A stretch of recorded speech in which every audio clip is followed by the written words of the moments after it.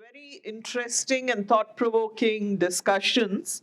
Here we have Sohini Chattopadhyay, the author of The Day I Became a Runner, a women's history of India through the lens of sport, in conversation with Shubhangi Swarup.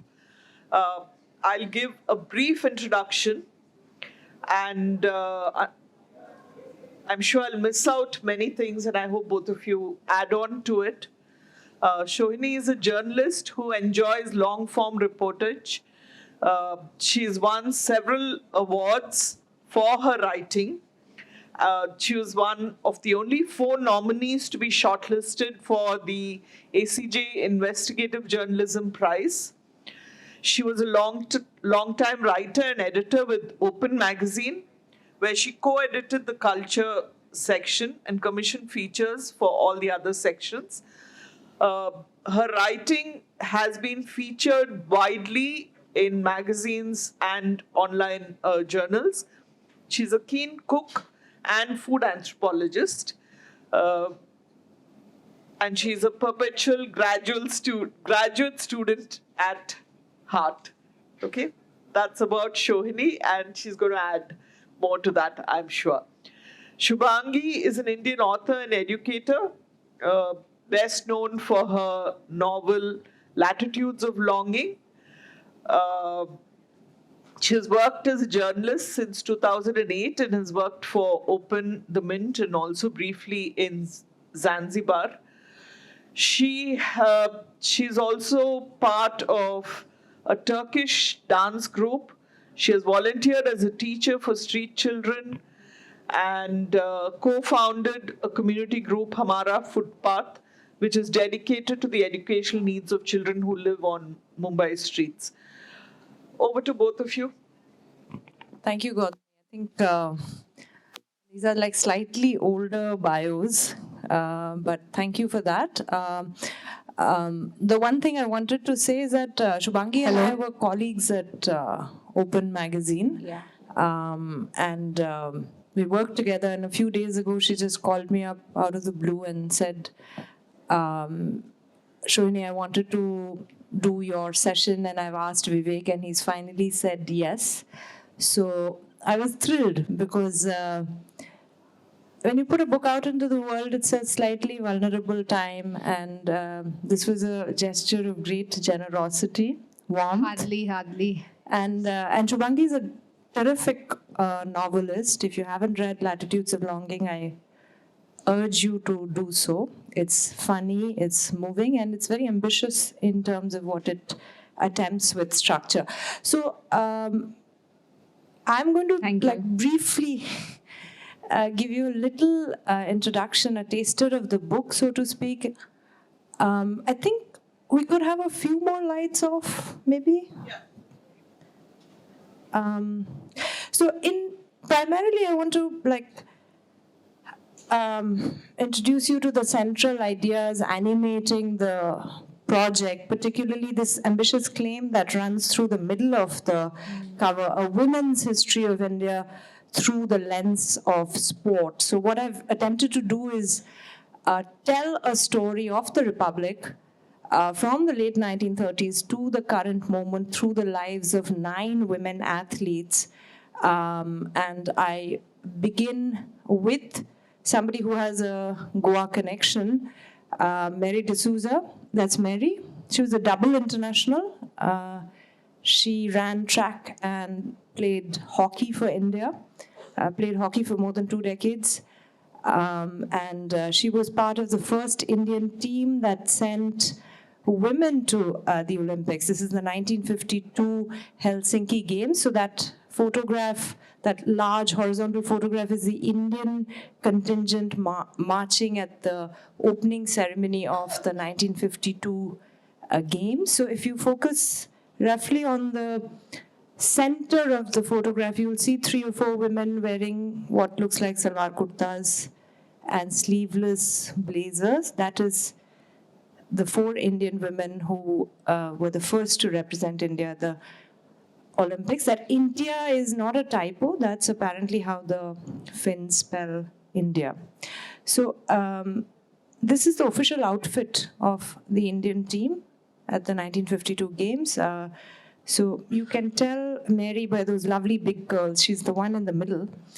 And to her right is Dolly Nazir. Dolly swam.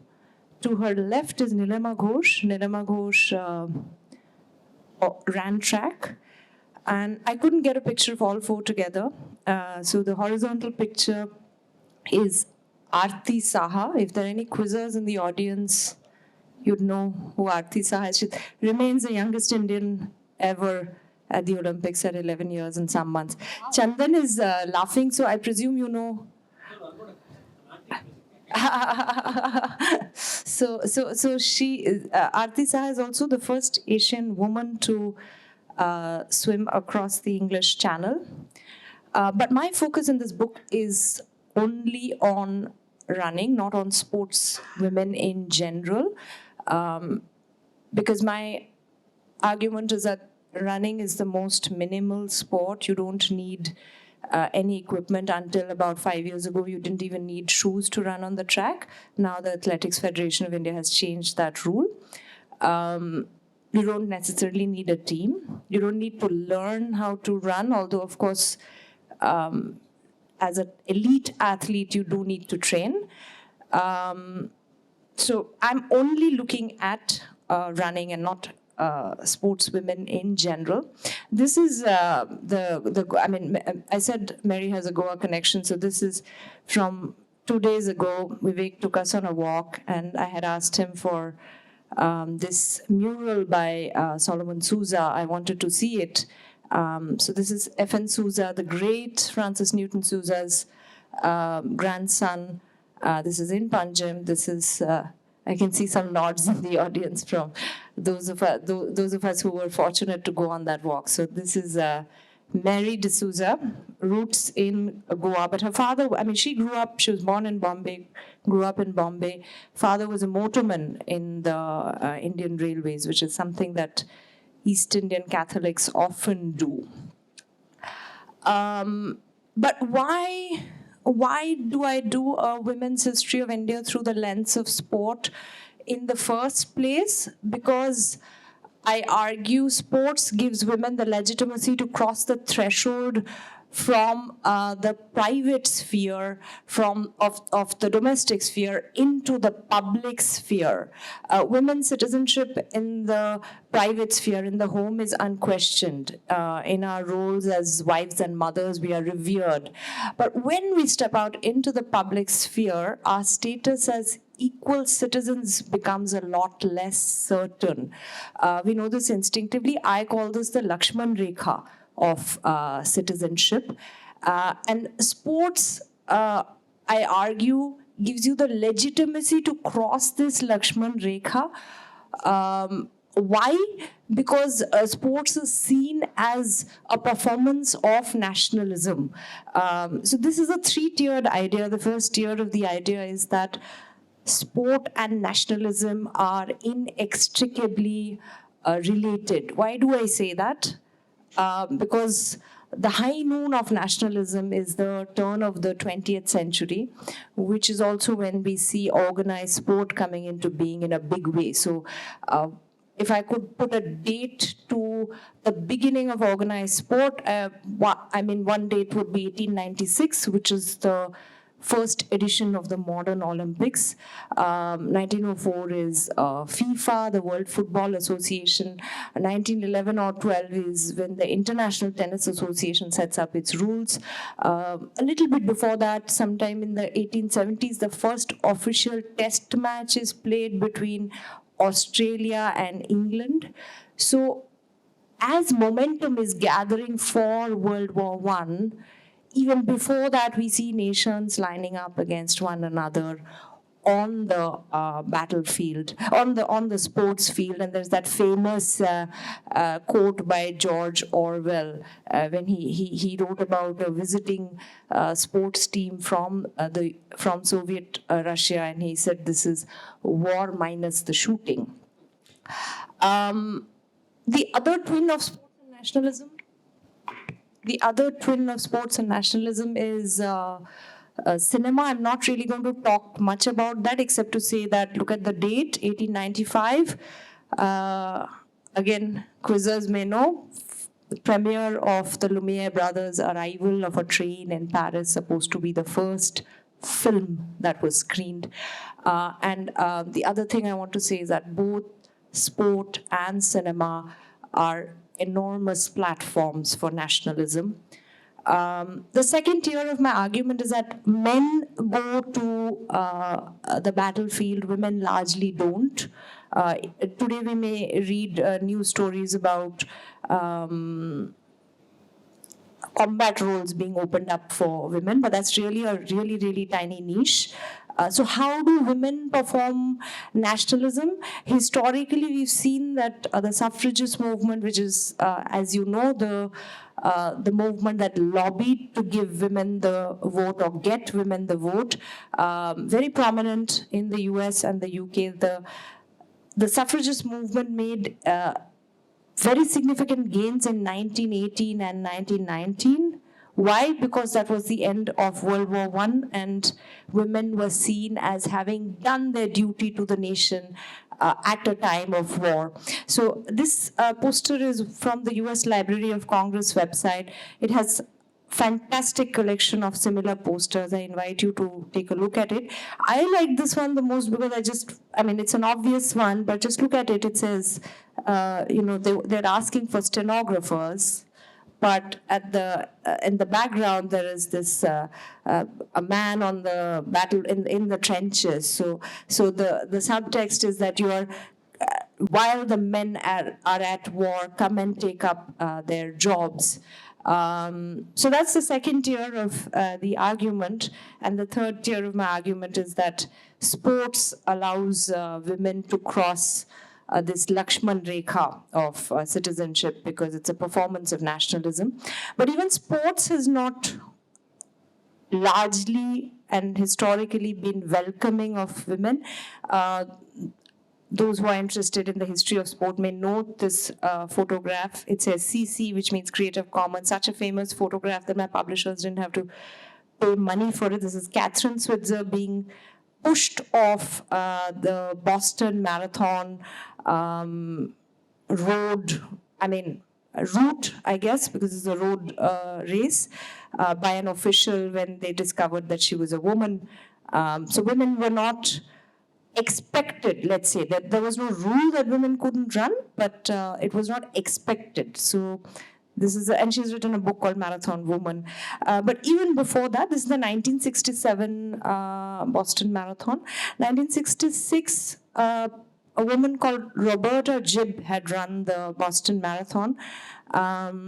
Those of you who know that Americans sometimes use the abbreviation Bob or Bobby for names like Robert. So she had signed up as Bobby Gibb, and so that's why they didn't discover that she was a woman. Now there's a statue for her.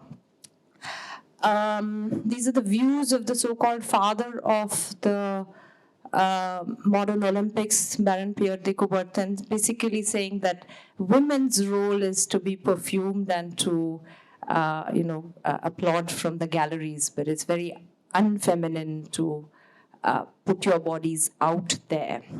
So I'm not going to read it out because you can read it for yourself.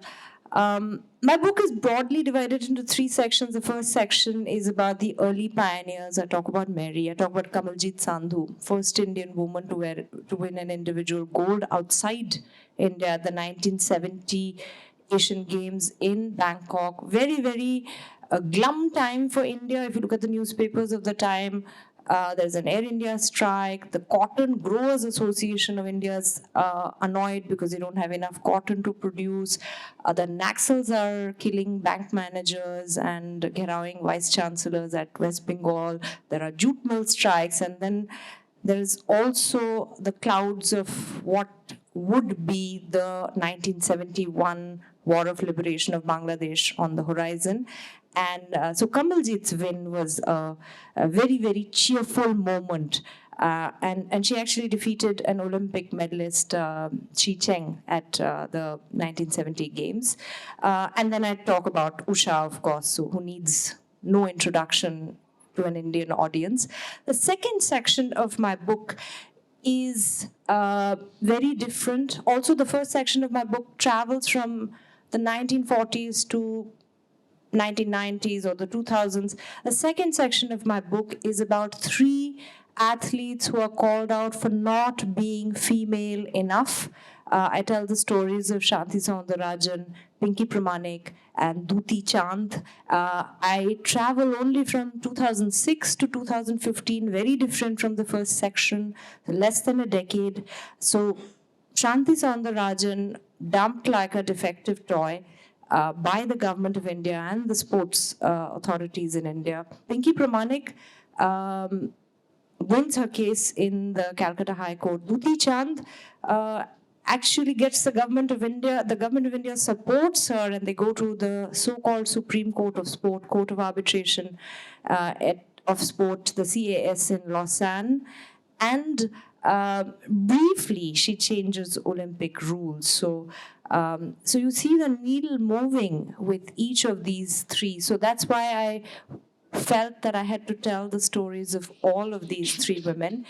Brief introduction to sex testing. Shanti Soundarajan, first athlete in the world to be tested for sex after the era of compulsory sex testing is over.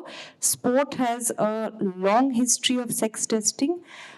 Only women are tested for sex, men are not.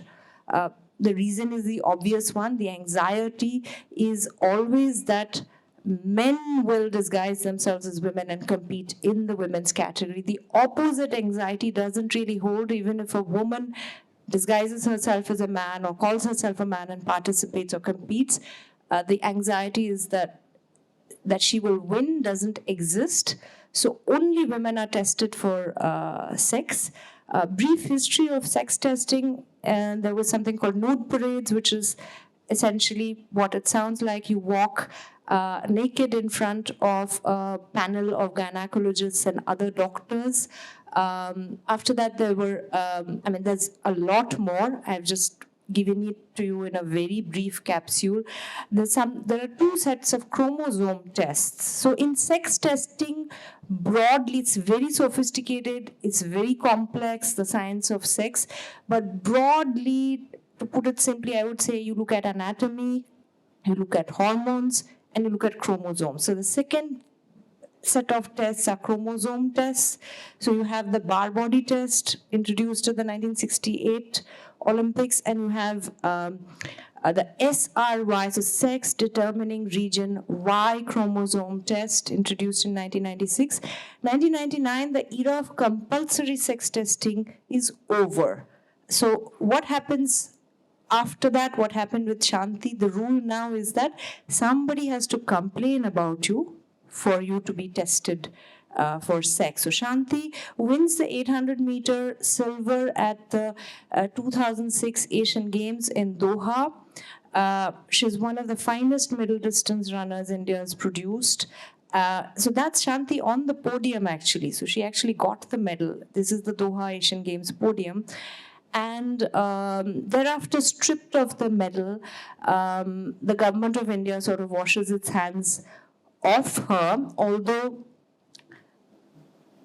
I haven't said it here, but this was her 12th or 13th international medal.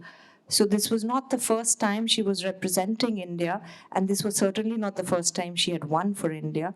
So everybody sort of washes their hands off Shanti, except the only person, the exception is the government of Tamil Nadu. So the DMK government, so Karunanidhi hands her a 15 lakh rupee check, says says many things, but says a wonderful thing. This is the body that won the medal. I think it's a wonderful sentence. Pinky Pramanik is different from Shanti. She's called out by a housemate of and accused of rape. So it's very different. Wins her case in the Calcutta High Court, which rules that she's incapable of rape. Duti Chand, the language of sex testing is sophisticated, keeps changing all the time. So while the media says that she's failed a gender test, which is the wrong term, I think sex testing, even if it sounds crude, is a better term. Gender is a matter of personal choice. So I could say that I'm Sohini, I'm androgynous, and that's my gender choice. Sex is different. So Duti is called out for high levels of naturally occurring testosterone in her blood. Very important to note, naturally occurring testosterone. There are no samples of dope found in her urine or blood. And the government of India decides to back her, goes to the Supreme Court of Sport, as I call it, the Court of Arbitration in Lausanne. And it's a wonderful 160-page document out in the public domain. I invite you to look at it because the arguments are fascinating. But what the government of India says, if I could say it in one line, is that if there is no ceiling on naturally occurring height, why should there be a ceiling on naturally occurring testosterone? And only women have this ceiling. So male athletes don't have a ceiling on testosterone. My sentiment is that, so this happened in 2014 and Duti won her case in 2015. My sentiment is it's not that a change in government brought on this change in attitude. I feel like we see the needle moving from Shanti to Pinky to Duti because of civil society activism and advocacy. I'm going to skip that film because I've already taken up too much time. The third section of my book is broadly about India in the post-liberalization years. So I'm talking about long-distance runners, and I'm talking about what I call, borrowing from the Marxist geographer David Harvey, the neoliberal marathon economy. I tell the stories of Lalita Babar, first Indian individual woman athlete to qualify for an Olympic track final after Usha, 32 years after 1984. So in medical terms, anything between 25 to 30 years is a generation. So she literally arrives one generation after Usha. And I talk about this project called the Sunrise Project in a village in Nanded district of Maharashtra, which falls falls in what we call Marathwada, synonymous with drought and farmer debt and farmer suicide. So this project is meant to train older teenagers in long distance running. Why? Because there is a lot of cash and there's a lot of money in this marathon ecosystem. So the Mumbai Marathon, for instance, gives out cash prizes to top 10 finishers, not just, so they have top 10 finishers overall and top 10 finishers for India, and then again divided into male and female. So cash prize is highly valued in these impoverished homes. As I mentioned, neoliberal marathon ecosystem. So this is something that the Marxist geographer David Harvey used.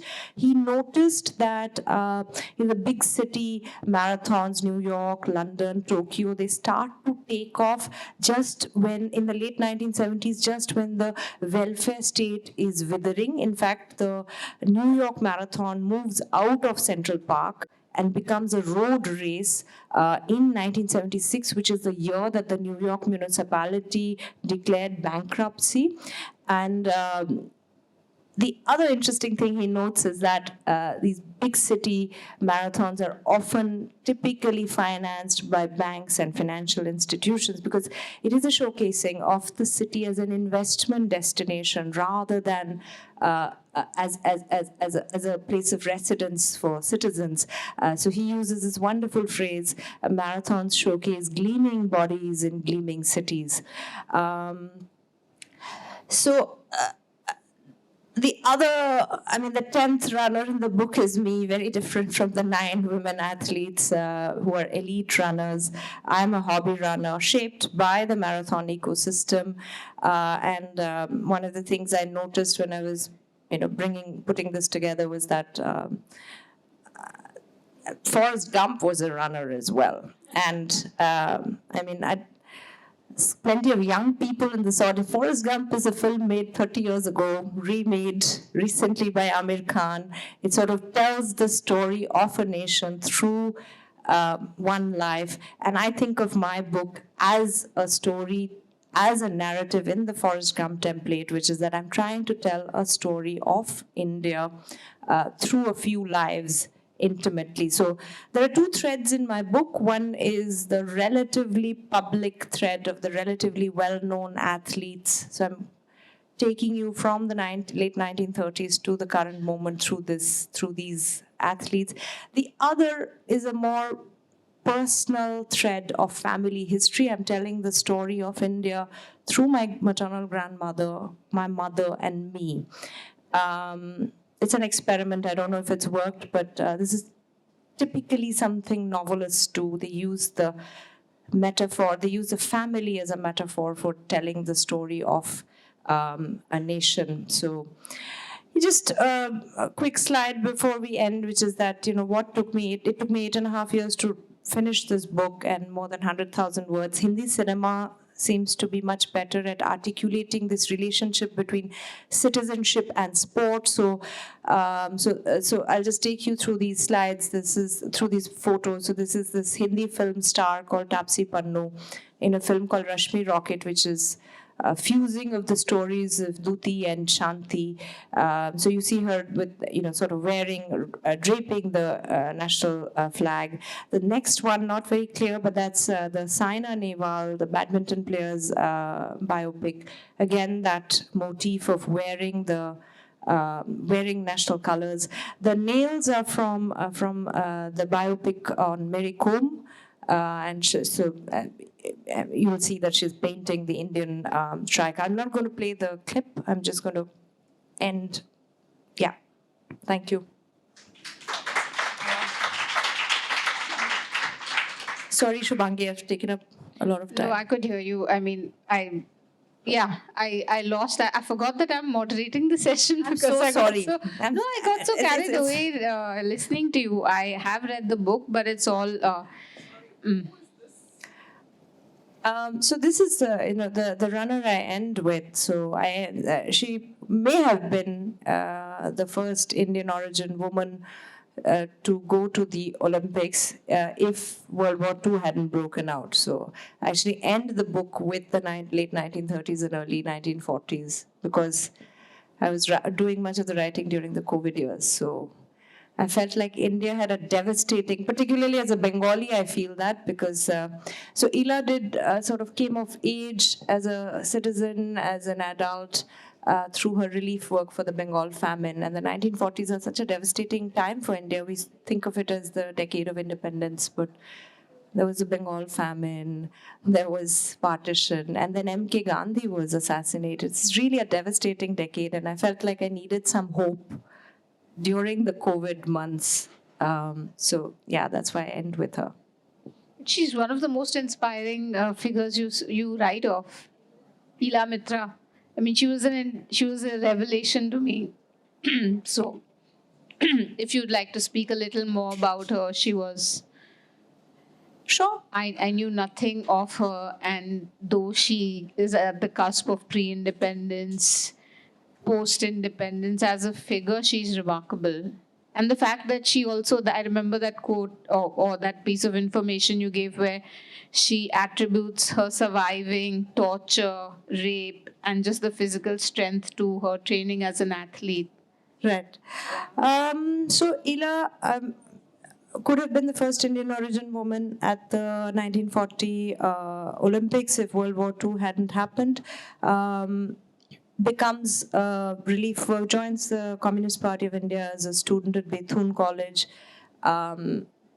becomes a leader of the Tebhaga movement, important peasant movement in Bengal and Andhra Pradesh, arrested for the murder of 4 policemen.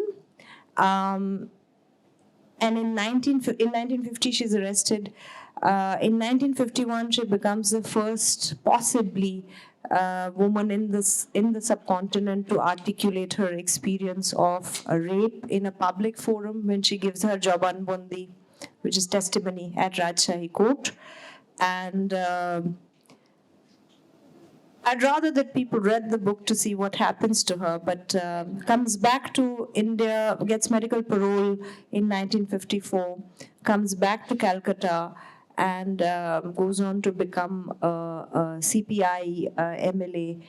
Representing Maniktola, which is a ward in North Calcutta from 1962 to 1977.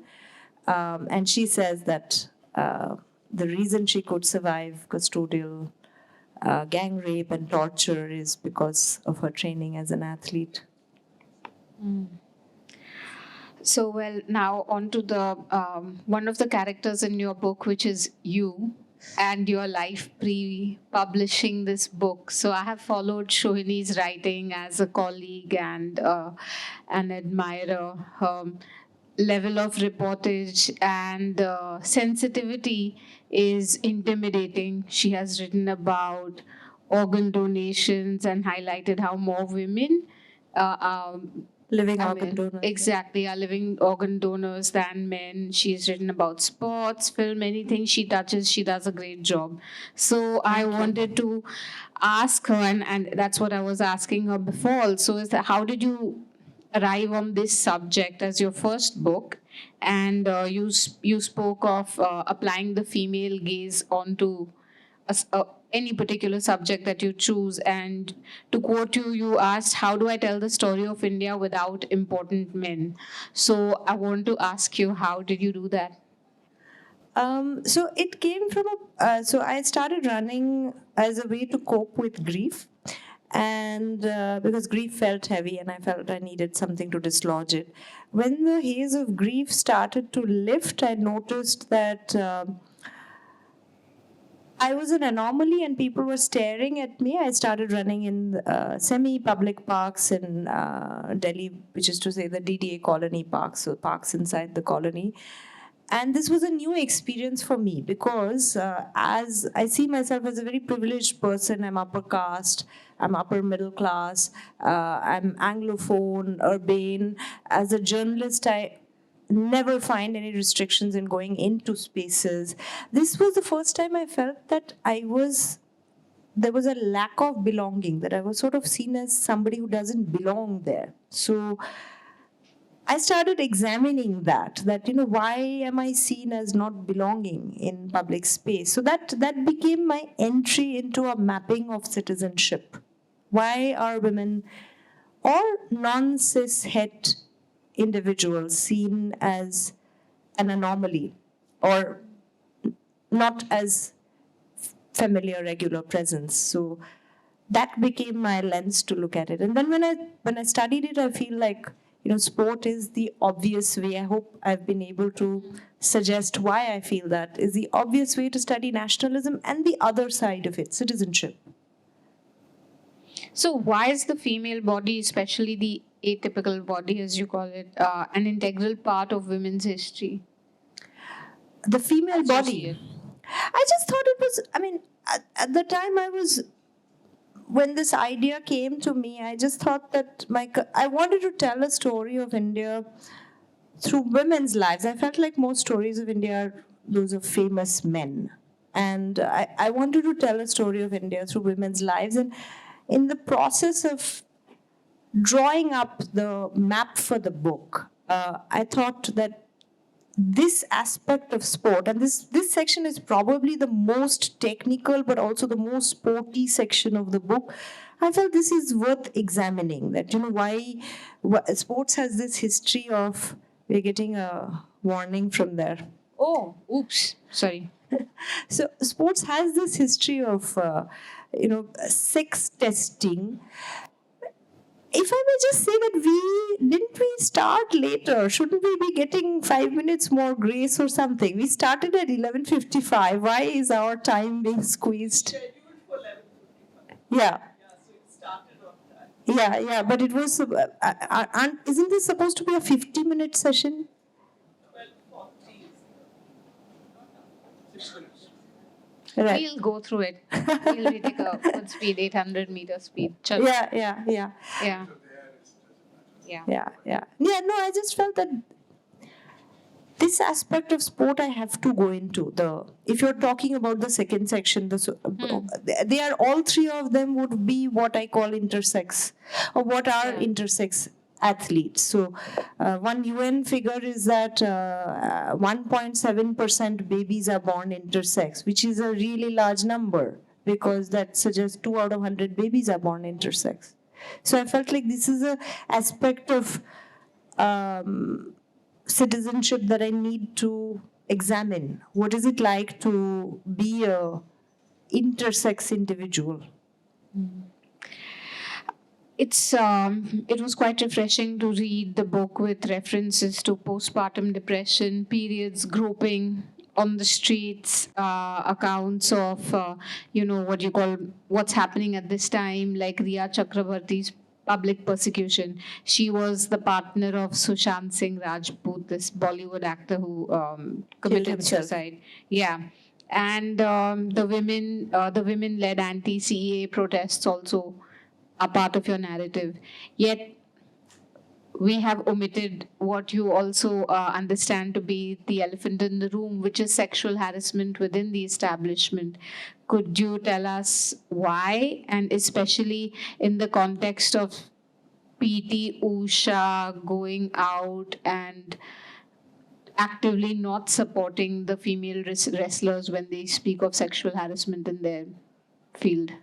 Very early on, I realized that sexual harassment is the elephant in the room. I think I was 1 year into the project, or 1.5 years, and I realized that nobody would talk about it. So, if I could just jog your memory and everybody else's memories about how the wrestlers' protests played out. So they came out to protest in January last year, and January and February, nobody was saying that this happened to me. They were all saying that this has happened to my friend. And the police used that as an excuse to say this is why we can't lodge FIR. There are many reasons not to lodge an FIR.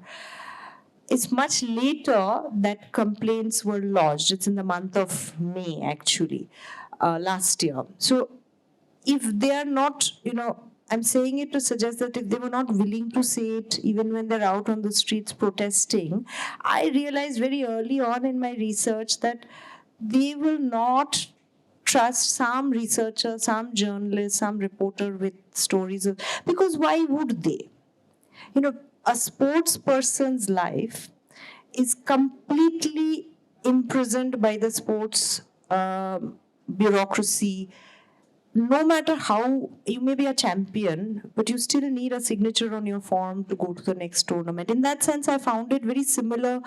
I find it very similar to academia, higher academia, because you are completely imprisoned by, your supervisors. You may have a good supervisor, good supervisors, but this is also how that LOSHA, if you remember, the list of sexual harassers in academia played out. It was anonymous, because there is such complete power in the hands of the power to, put an end to your livelihood and life. So I decided not to go there, but I mean, obviously, sexual harassment is the elephant in every room, not just in sport. Yeah. In sport, it is probably magnified because it's a corporeal enterprise. You're working with the body. There is much more. There is much more scope for want of a better word, for sexual harassment to play out there. There's much more touching. There's much more physicality involved. But Yes. yeah, and about Usha, well, I have said what I had to say in the context of the anti-CAA protests. The book was already done by the time the wrestlers' protests were going on. I mean, very, very disappointing, because in a line, I mean, the wrestlers asked for very, very little. They just asked for Brij Bhushan Sharan Sharma to be removed from the wrestling position. They never asked for, for his parliamentary position or his party position. So it's a very small ask. And I mean, it's whatever has happened. I mean, even now, I think there's something else has just now happened. So, I mean, even that little was not granted. It's very disappointing to see someone like Usha, who has who is a woman, who runs an academy for women athletes, and actually a very, very fine academy, the Usha School of Athletics, not back them on such a small demand. Okay, and since I'm aware of the time shortage, I'll skip all the questions and come to the last one, which I thought we should I'm so sorry. we should touch upon as a public good or as a service to all the aspiring writers in the audience, which are quite a few, I'm sure. What about, can you speak about your journey to publishing this book, the rejections and the questions, the questionability of how non-fiction is this and the subject, etc. Your disappointments, basically. So actually, I mean, this will also touch on what you asked for the previous question, which is that, the female gaze, the female body, experiences of postpartum depression, and bringing these into. So I felt that I wrote this book with a lot of freedom, and I could take leaps of, so for instance, I talk about in Duti Chand's chapter, I use, Barbara Ehrenreich's essay on witches and midwives to look at how the female body is seen as, fundamentally the womb is seen, it brings uneasiness and anxiety. And I could take these leaps, I think, because for the longest time I felt that I was going to self-publish this book because it has been rejected so many times and over so many years that I felt that I'm writing this for myself. So I felt I did many of the things I've done because I was writing it for myself. And then, to my great surprise, it got published by a mainstream trade publisher. But I mean, rejection is the norm. I think rejection, but it actually gave me a lot of freedom because I was writing it to self-publish it. Do you remember how many rejections you? I mean, if I were to count agents, and I think it would so agents actually the rejections are silence, right? Because they generally don't respond. So I think 400-500 easily. See, exactly. It always comes as a shock, but then I don't think any published author is shocked by the number. But yeah. And what was it like for you? I stopped counting after I think I hit 40, 50. Then it tests my maths. Yeah, so I mean, it depends on are you counting the rejections that come? Because I have sent out pitches to 8 years ago, and the response is still. So I guess that's a rejection, right? It is. Yeah. So I guess 400-500. I'm guessing because I must have sent out that many emails. Yeah, well, that's a good note to end because this is such a fantastic book. Read. I mean, anyone who hasn't even read it would know there's a lot to gain. But yeah, that's the journey we have to make. So I will leave it open to questions now. Do we have any time? Yeah.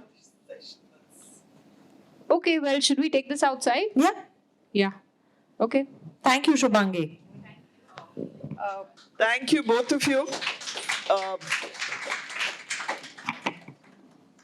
Discussion definitely needs to carry on outside. However, we are working right through lunch today, so we can't give you more time just now. Thank you.